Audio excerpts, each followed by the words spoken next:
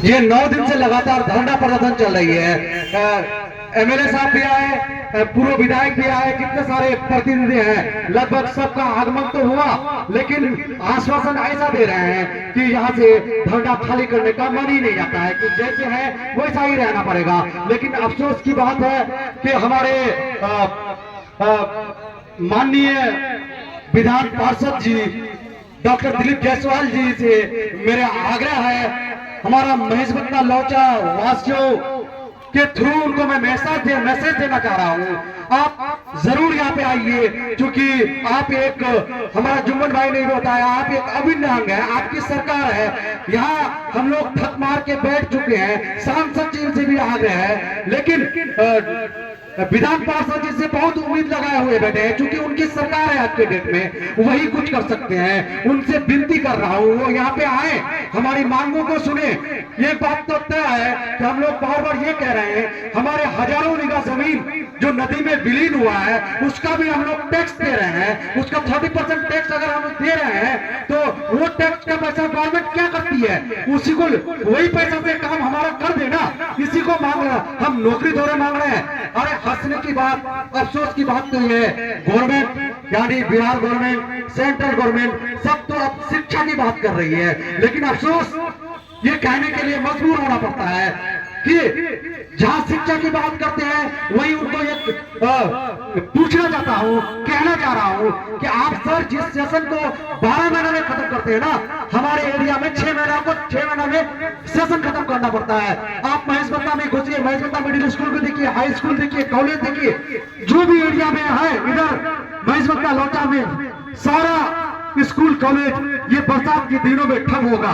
यानी पढ़ाई तो दूर की बात, लेकिन शर्मिंदा होना पड़ता है, शर्मिंदगी के साथ कहना पड़ रहा है। आप शिक्षा की बात ना कहें तो अच्छा है, आपकी शिक्षा की बात सुन करके हमें खुद शर्मिंदा हो रही है कि 6 महीना का से कॉलेज जाने के लिए हम मजबूर होते हैं। हम अपना बच्चा बेटा भतीजा सबको रोकने पर मजबूर हो रहे हैं। वो अगर कह रहे हैं कि हम स्कूल जाएंगे, लेकिन हम उसको रोकते हैं कि स्कूल नहीं जाना है। कहीं ऐसा ना हो कि कुछ दुखद घटना सामने में आ जाए, कुछ अजीब सा सुनने को हमें मिले, लेकिन ये बात सरकार तक नहीं पहुंचती है। कम से कम उस रास्तों को, उन जगह को तो आप सर संज्ञान में लीजिए ना, जहाँ पे स्कूल कॉलेज आपका है। आप क्या कर रहे हैं, आपकी सरकार क्या देख रही है, आपका विभाग क्या देख रहा है? विभाग से तो आप कह ही सकते हैं ना, अगर हमारी आवाज आप तक पहुंच रही है, आप नहीं आ पा रहे हैं किसी कारणवश, लेकिन आपका विभाग है सर, आपका फोन ही तो काफी है, लेकिन आप फोन के थ्रू मैसेज तो दे ही सकते हैं कि सर देखिए कहाँ पे स्कूल कॉलेज है। ये सारी बातों को कहने की कोशिश कर रहा हूँ। हमारी माँ बहने अपनी दिन का खाना पीना छोड़ करके अपनी इज्जत आबरू को हाथ में लेते हुए यहाँ पे आकर के दिन भर बैठी रहती है। हमारे कुछ भाई हैं वो भूख हड़ताल में जाने के लिए सोच रहे हैं। ये क्या सर, ये आपको अच्छा लगता है? आपको बार बार मैसेज दे रहा हूँ, इसमें डॉक्टर दिलीप जायसवाल जी को, सर आप तो कम से कम सुनिए, आपकी सरकार है। और सारे लोग तो यहाँ पे भी आकर के फिर आप ही की सरकार की गुणगान तो क्या गाएंगे, मतलब वो कहने पे मजबूर हो जाते हैं कि सरकार हमें काम नहीं दे रही है, हमें सुनने में मजबूर हो रहा है कि हमारी सरकार नहीं है। अगर सरकार से हम अपनी मांगे रखते हैं, अगर हम अपनी कोशिश को कर रहे हैं कि मेरे पास 12 सूत्र मांग है, तो 3 पे अटका देते हैं, 9 को छटका देते हैं। इस तरह सर कैसे हो सकता है? तो मैं ये कह रहा हूँ कि सर हमारी बातों को सुना जाए। अगर सरकार से बहुत रिक्वेस्टली बोल रहा हूँ, विभाग से बहुत मतलब विनती कर रहा हूँ, हमारी बातों को नजरअंदाज न करें। हम इस हड़ताल पे बैठे हैं। अभी तो सर कहने का मेरा मेन मकसद ये है कि अभी जो हम हड़ताल है ये शांतिपूर्वक धरना कब तक चलेगा?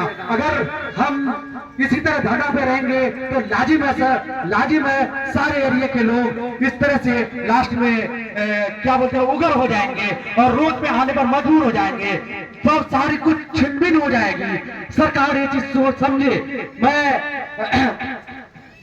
बहादुरगंज प्रखंड से भी कह रहा हूँ, जिला से भी कह रहा हूँ, डीएम साहब से भी आग्रह कर रहा हूँ कि डीएम साहब यहाँ आने के लिए यहाँ आना क्यों नहीं जा रहे हैं? उनको क्या तकलीफ है, क्या दिक्कत है, क्या किधर से कुछ मना किया जा रहा है, क्या बड़े विभाग की तरफ से कुछ कहा जा रहा है कि आप बताइए, हमें तो बताइए ना सर क्या दिक्कत है। हम यही सुनना चाह रहे हैं कि क्या तकलीफ है, क्या प्रॉब्लम है, कि आप हमारी बातों को, हमारी मांगों को सुनना नहीं चाह रहे हैं।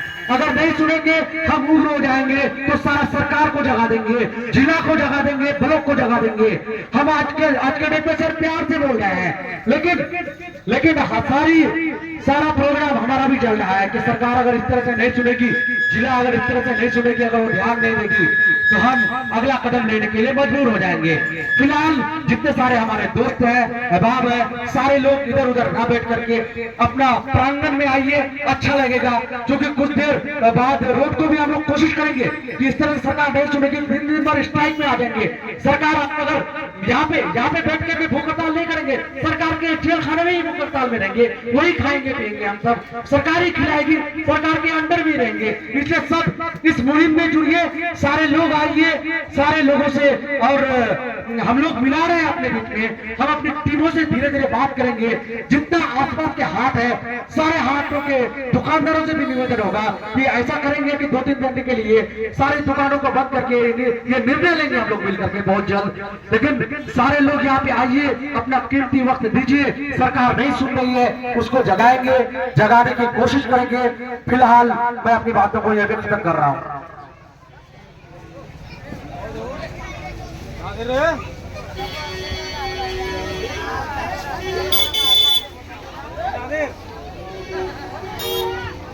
हमारे बीच